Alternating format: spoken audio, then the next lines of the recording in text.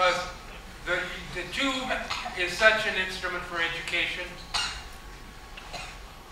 I would like to pay kids to learn stuff. I'd give a kid $20 if he'd read a book if I was the president. And if he'd read 20 goddamn books a week, that'd give him $400 a week. He could make more money than his old man by reading books. Because by reading books, he's going to enlarge his mind, he's going to become a better citizen, he's going to integrate himself, he's going to begin to see what Rod Serling gave the world, which was other modalities to think in, new ways of seeing things. Because the thing wrong with 1959 was everybody did it the way it was done. And the first thing, if I was a cartoonist, I would not go out and ask cartoonists, how do you do it? Because if I did it the way they tell me to do it, everything would look like Marvel Comics. Because that's what they want you to do. They being those jerks that are running things. Because they're into an enterprise that doesn't have anything to do with entertainment or art or education or anything like that. What they're into is selling copies of the books and not waking their customers up with anything that might disturb them enough to make them want to stop buying the books. It sounds like pathetic whining when I say all of this because it's never really affected me. I've always written the other way. I never present an idea the way they would want it. My conclusions are never the cut and padded, dried way that they would like to resolve it. They know that about me. They know that the only defense they have against me is tearing down the internet because I'm going to get my stuff, because I know how to do it, on the internet. And I invite you all to start to look up a website called Too Good for TV. On TooGoodForTV.com, you're going to be able to find a program called A Touch of Strange.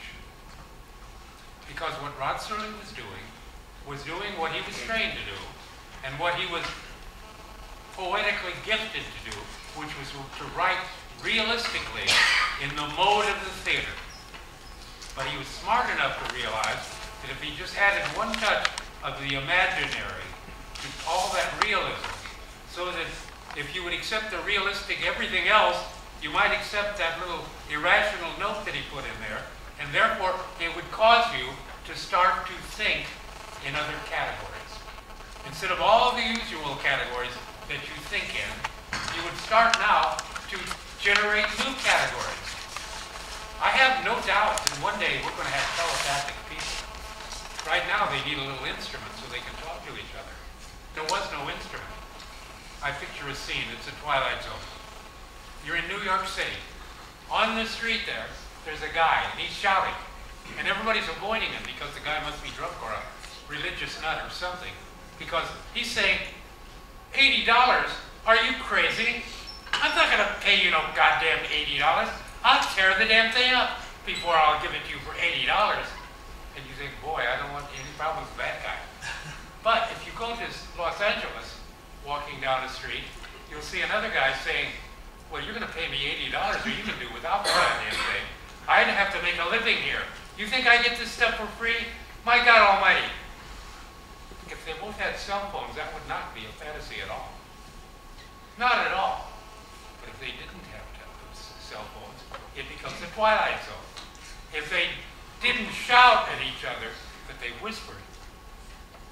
And that one over there knew how to connect to this one in the way that that electronic machine provides that connection to the point where you can picture the person you're talking to. You can picture them. You are right with them. They are next door. They're inside your head. Is there any reason we can't learn to do that? I doubt it. I doubt it very much. We're very primitive, ignorant species. We are at the dawn of what we might call civilization. Almost everything we practice is barbaric and stupid and wasteful and dumb and cruel. And deny any of this, you be lying to yourself. It is all of those things. And it was worse in '59 than it is today, with the disrespect, everywhere about everything. And a realization and a sense of humiliation in that people think so little of you that they lie to you all of the time and expect you to accept it. So, back to 1959. Rod Serling created a TV show that people scorned as a step down from these masterful plays he had written, not realizing that that opus, the complete collected 156 copies of the Twilight Zone, made Requiem for a Heavyweight, which is a great play, and I saw it about a month and a half ago in Los Angeles, with a guy named Stephen Robert Wollenberg playing Mate, the handler, and totally entranced with it. As I watched it, I thought, this is real stagecraft here. And Rod Serling wrote this, but this thing is small compared to the Twilight Zone. Small. The Twilight Zone is epic. It's like so many, it's like the Holy Bible. How many stories are in the Holy Bible? It's not just one story, it's a lot of stories. Same thing with this thing. It's got a lot of stories, and it deals with things, and almost all of the things it deals with, they've come to call magical realism. Because it's realistic, but it's got a little magical element in it. I specialized in thinking that way. The minute Rod bought my first story, I went on a permanent search for the imaginary, trying to find and isolate elements of imaginary reality that would be that kind of a story, because to my way of thinking, that kind of a story is much higher art than realism, which is what Tennessee Williams and Irwin Shaw and all those wonderful playwrights, O'Neill, what were they doing? They were writing realism, but their realistic stories pale beside some of these little dramas on the Twilight Zone. They certainly don't have the emotional power. They don't have the memory built into them. You see one of these shows and you remember it forever. That's exactly the way it is with me. I read a real good story, I remember it forever. I know dozens and dozens of little short stories that I could buy and adapt into little one-act plays, and I could shoot them without sets or without props, and I could make them all take place on what I jocularly call the floor of hell, because the story doesn't have to take place in New York City. It can be about New York City.